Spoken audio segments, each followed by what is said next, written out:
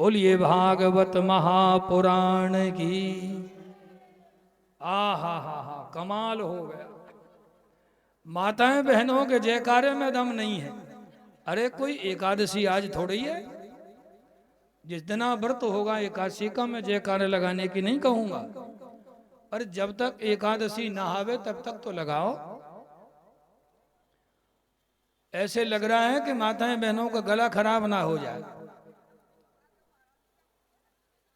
अरे कल छठी थी, आज सप्तमी है, कल अष्टमी है। अब आप हिसाब लगा लेना, यानी 6 तारीख की एकादशी, 7 तारीख द्वादशी को भंडारा। एकादशी को जिनको उद्यापन कराना हो तो वो संपर्क करें, उनके लिए व्यवस्था की जाएगी। किसी माता बहन ने व्रत रखा हो और ये प्लान करे कि हमें एकादशी में उद्यापन कराना है, तो यहाँ उसके लिए व्यवस्था बनाई जाएगी। 27 ब्राह्मणों का प्रबंध किया जाएगा, भोजन बनवाया जाएगा, सारी व्यवस्थाएं होंगी।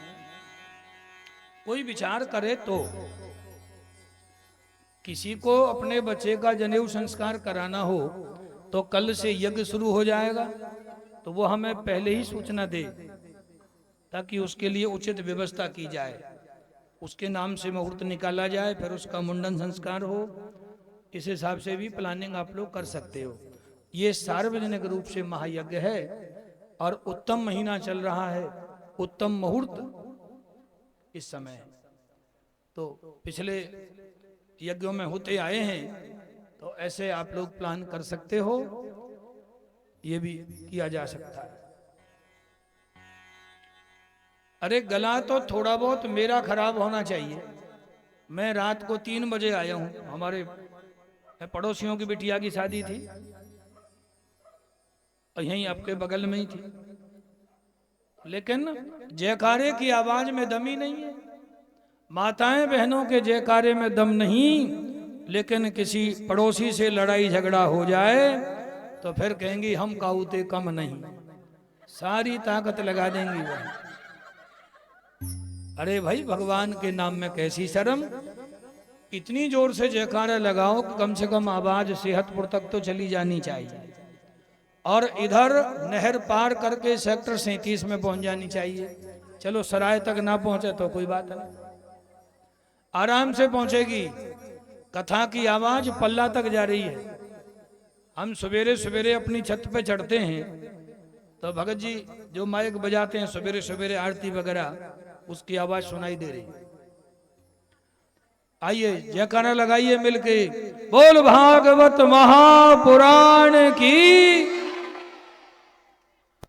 हाँ अब के आनंद आया, ऐसे जयकारा होना चाहिए। चलो कोई बात नहीं, ज्यादा जोरदार तो नहीं था, लेकिन काम चल जाएगा, काम तो चला ही लेंगे। ऐसा जयकारा लगे तो महाराज यमराज तो अगल बगल में फटक नहीं सकता। अजामिल ने देखा गजब हो गया, नारायण नाम लेने से मैं बच गया। इसी नाम को मैंने श्रद्धा से प्रेम से लिया होता तो कितना आनंद आता। अजामिल हिम्मत करके गए गंगा जी के पावन तट पर और माला लेके नारायण नारायण नाम माला जप करने लगे। यमराज के दूत आए, यमराज के दूतों ने देखा भगवान का भजन कर रहा है, सो देख के चले गए। 88 वर्ष की आयु थी अजामिल की। भगवान का भजन करते करते देहावसान हो गया, शरीर कब कब में छूट गया पतो ही ना लगे। भगवान के पार्षद आए, उठा करके भगवत धाम के लेके गए। इस कथा का बड़ा गहरा चिंतन है कि कोई प्राणी, कोई जीव किसी दोष के कारण, कुबुद्धि के कारण, दुर्गुण के कारण अपने धर्म से भटक जाए, मार्ग भटक जाए, रास्ता भटक जाए, और कोई ज्ञानी मिल जाए, कोई सेवक मिल जाए, कोई साथी मिल जाए सन्मार्ग पे लाने वाला, तो भूला भटका भी सन्मार्ग को प्राप्त कर सकता है, अपने स्वधर्म को प्राप्त कर सकता है। तो उसका भी उद्धार हो जाना संभव है। वो ऐसे ना सोचे। इस कथा का ये भावार्थ है।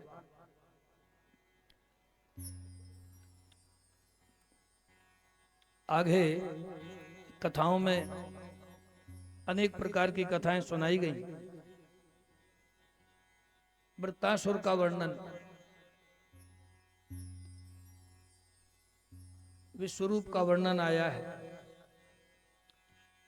इसके बाद दिति के वंश का वर्णन आया है।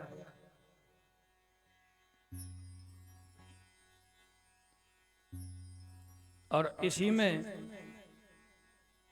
नारद युधिष्ठिर संवाद के द्वारा जय और विजय की कथा सुनाई गई। और इसी में भक्त प्रहलाद की कथा इसी में आती है। प्रहलाद जी भगवान के अनन्य भक्त हुए। मैंने द्वितीय अवतार में आपको कथा सुनाई, हिरण्याक्ष हिरण्यकश्यपु दो हुए। भगवान ने वाराह रूप धारण करके हिरण्याक्ष का वध किया। इसी का दूसरा भैया हिरण्यकश्यपु अपनी माता, अपने परिवारीजन, कुटुंबी जनों को समझा बुझा के ब्रह्मा जी की आराधना करने चला गया। अनेक वर्ष तक आराधना करी।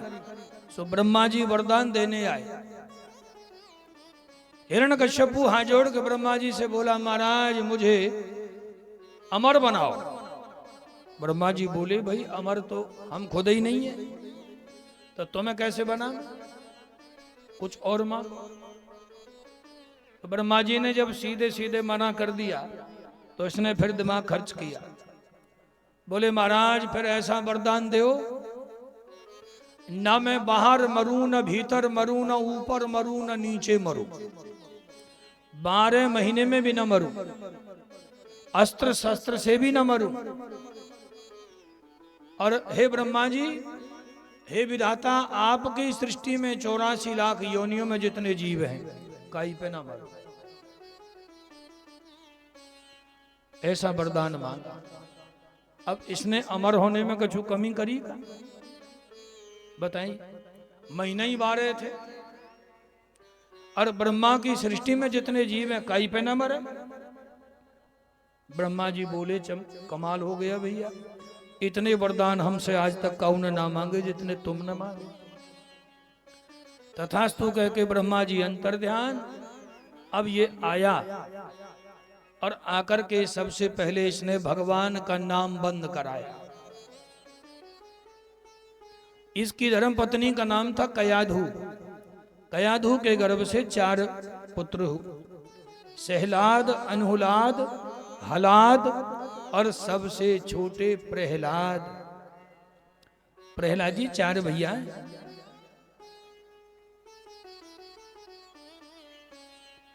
सबसे छोटे प्रहलाद। प्रहलाद जी का जन्म भगवान के अंश से ही हुआ। हिरण्यकश्यपु ने राम का नाम लेने पे पाबंदी लगा रखी। कोई दान ना करे, धर्म ना करे, कथा ना होवे, कीर्तन ना होवे, यज्ञ ना होवे। आरती भी होती तो हिरण्यकश्यपु के नाम की, हवन यज्ञ होता तो आहुतियां हिरण्यकश्यपु के नाम की लगती, सब बंद। भगवान ने ऐसी कृपा करी, इसके घर में अपना भक्त इसके पुत्र को ही बना दिया, प्रहलाद को। प्रहलाद भगवान का नाम जाप करते थे, कीर्तन करते थे। प्रहलाद जी गए हैं विद्या पढ़ने के लिए राक्षसी विद्यालय। गुरु जी को विशेष कहा था कि इस पे पूरी दृष्टि बना के रखो, ये भजन ध्यान बहुत करता है, ये बिल्कुल न करे, हमारी परंपरा में चले। अब गुरु जी बहुत समझा में, लेकिन प्रहलाद एक न माने। गुरु जी चले जाए तो कीर्तन शुरू, और प्रहलाद जी को कभी कभी तो बच्चे भी घेर के बैठ जाया करते थे। एक दिन ऐसा ही मौका मिला, गुरुजी गए कहीं काम से, सारे बालक बैठे हैं प्रहलाद जी को घेर के। बोले भैया प्रहलाद, आप जो कीर्तन गाते हो बड़ा आनंद आता है सुन के, और भैया हम तेरे पिताजी की तरफ देखते हैं तो हमें बड़ा डर लगता है। प्रहलाद बोले अरे भाई, जब अपने पिताजी से मैं नहीं डरता तो तुम क्यों डरते? डरना तो उस परम पिता से चाहिए जो जगत पिता है, और मैं तो भगवान का कीर्तन ही तो गाता हूं। लंका में रहने वाले विभीषण जी, कितनी विकट परिस्थिति थी। जैसे दांतों के बीच में जीभ रहती है, ऐसे विभीषण जी रहे, और कितनी विकराल परिस्थिति थी प्रहलाद जी के लिए, लेकिन फिर भी भक्ति को नहीं छोड़ा, भगवान का भजन नहीं छोड़ा। हमारे लिए आपके लिए कोई मुश्किल नहीं है। उनको देखो, ऐसे माहौल में चारों तरफ माहौल खराब था, लेकिन फिर भी भगवान का भजन नहीं छोड़ा।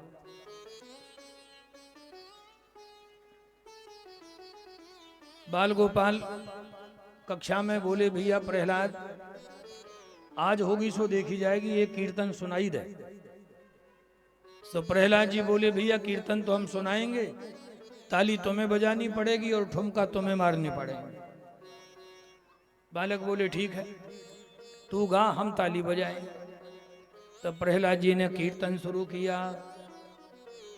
कौन से हीरे जड़े नरसी की खरताल में, क्या खाया था प्रभु ने द्रौपदी के थाल में।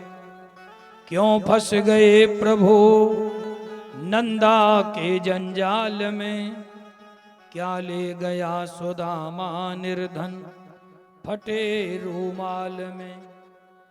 सच अगर पूछो तो बस प्रेम की ही बात थी, 4 दिन की चांदनी फिर अंधेरी रात थी। गोविंद मेरो है गोपाल मेरो है, गोविंद मेरो है गोपाल मेरो है। गोविंद मेरो है गोपाल मेरो है। गोविंद मेरो है गोपाल मेरो है। श्री बांके बिहारी नंदलाल मेरो है। श्री बांके बिहारी नंदलाल मेरो है। श्री बांके बिहारी नंदलाल मेरो है। श्री बांके बिहारी नंदलाल मेरो है। गोविंद मेरो है गोपाल मेरो है। गोविंद मेरो है गोपाल मेरो है। गोविंद मेरो है गोपाल मेरो है। गोविंद मेरो है गोपाल मेरो है। श्री बांके बिहारी नंदलाल मेरो है। श्री बांके बिहारी नंदलाल मेरो है। श्री बांके बिहारी नंदलाल मेरो है। श्री बांके बिहारी नंदलाल मेरो है। गोविंद मेरो है गोपाल मेरो है। गोविंद मेरो है गोपाल मेरो है।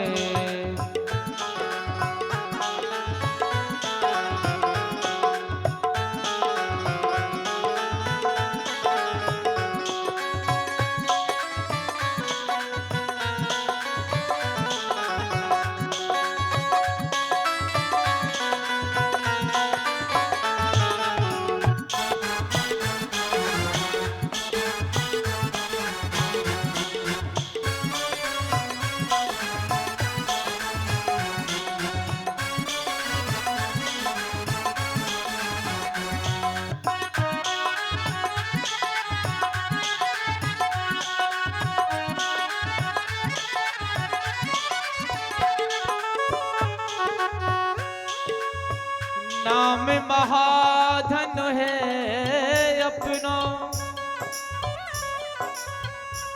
नहीं दूसरी संपत्ति और कमानी, जय हो। छोड़ी अटाली अटा जग के, हम वो कुटिया ब्रज माही बनानी, हमें वो कुटिया ब्रज माही बनानी, हमको कुटिया ब्रज माही बनानी। टूक मिले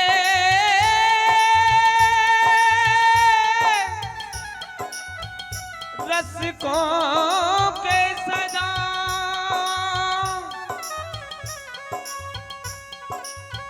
पीवन को यमुना जल पानी, जय हो।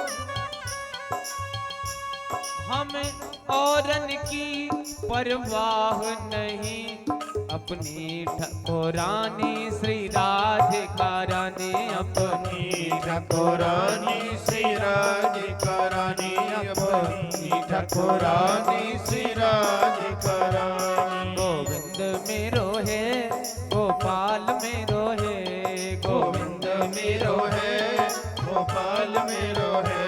श्री बांके बिहारी नंदलाल मेरो है, श्री बांके बिहारी नंदलाल मेरो है। श्री बांके बिहारी नंदलाल मेरो है, श्री बांके बिहारी नंदलाल मेरो है। गोविंद मेरो है गोपाल मेरो है, गोविंद मेरो है गोपाल मेरो है।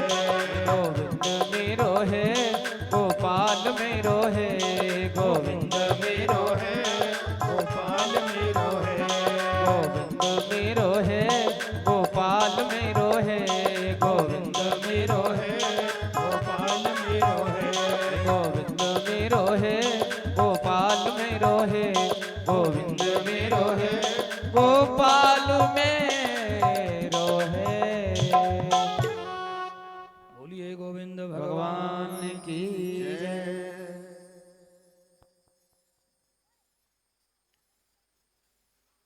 बाल गोपालों को ऐसा कीर्तन सुनाया, आनंदित हो गए।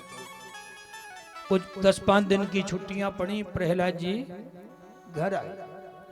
एक दिन पिताजी ने पूछा, बेटा प्रहलाद आपका कल्याण हो, गुरुदेव ने अभी तक आपको क्या क्या पढ़ा दिया और पढ़ने के बाद आपने क्या समझ लिया?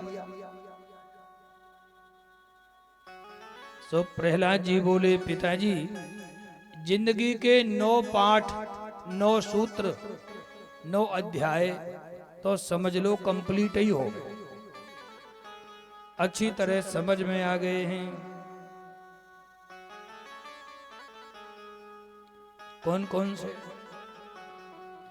बोले पिताजी भगवान की नवदा भक्ति है, 9 प्रकार की। ये जीव को ये भक्ति करनी चाहिए अपने जीवन को सफल बनाने के लिए। श्रवणम कीर्तनम स्मरण नित्य पद सेवन भगवान, पूजन वंदन दास रति सख्य समर्पण जान। भगवान की कथा और गुणों का श्रवण करे और भगवान का कीर्तन गावे, रोजाना भगवान को स्मरण रखे, भगवान के चरणों की सेवा करे, पूजन भगवान का करे, वंदना भगवान की करे। मैं भगवान का सेवक हूं ऐसा मन में भाव रखे तो उस प्राणी का कल्याण हो जाता है। प्रहलाद बोले पिताजी जिनको 9 उपाय भारी लगते हो तो वो 8 कर सकते हैं।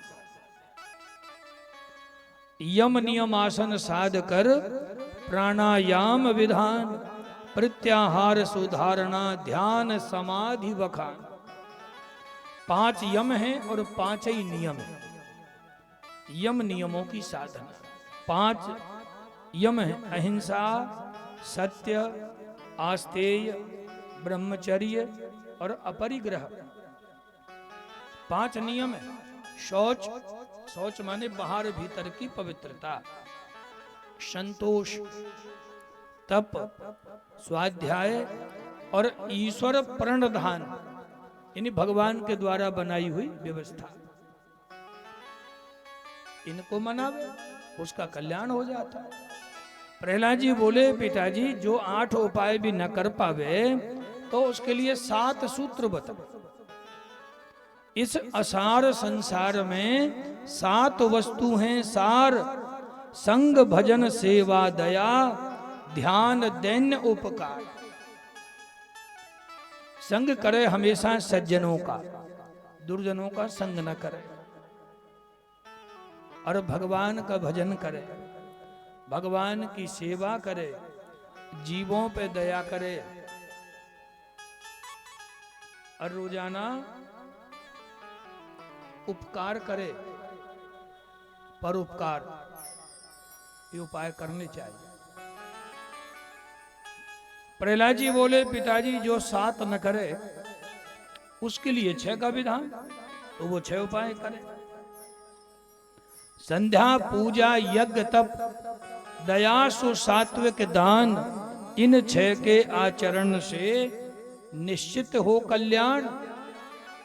ये 6 साधन, संध्या सुबह दोपहर सायं 3 काल संध्या होती है, पर चलो 2 टाइम ही कर ले। संध्या करे, भगवान की पूजा करे, यज्ञ करे। यज्ञ की बड़ी महिमा बताई गई। यज्ञ प्राणी के प्रारब्ध को, कर्म को दुरुस्त करने में सक्षम है। तप करे, जीवों पे दया करे, और रोजाना थोड़ा बहुत जैसा बन जाए वो दान करे। ये 6 उपाय बताए।